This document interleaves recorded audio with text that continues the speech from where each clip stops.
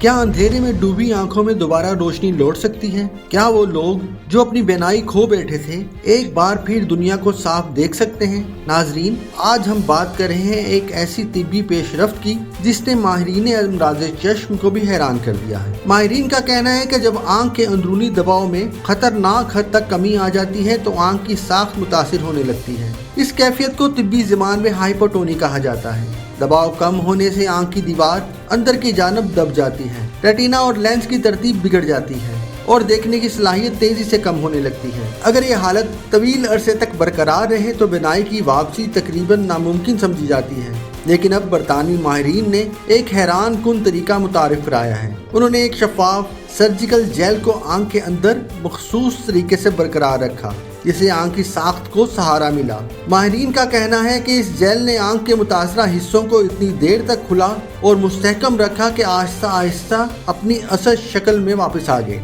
बार बार दिए गए इंजेक्शंस के जरिए आंख की शक्ल बहाल हुई और मरीजों की बीनाई बेहतर होना शुरू हो गई। इब्तदाई आजमाइशों में कुछ मरीजों को हल्की सोजिश या वक्ती धुंधलाहट का सामना करना पड़ा, मगर ये पेचीदगियां आर्जी साबित हुई। अब माहिरीन इस तरीका इलाज को बड़े पैमाने पर आजमाने की तैयारी कर रहे हैं ताकि इसकी तवील मुद्दती अफादियत और हिफाजत की मुकम्मल तस्दीक की जा सके। अगर ये तरीका कामयाबी से आम हो जाता है तो ये उन लाखों अफराद के लिए उम्मीद की नई किरण हो सकता है जो आंख के कम दबाव के बाइस बीनाई से महरूम हो चुके हैं। अंधेरे से रोशनी तक का यह सफ़र शायद अब हकीकत बनने जा रहा है।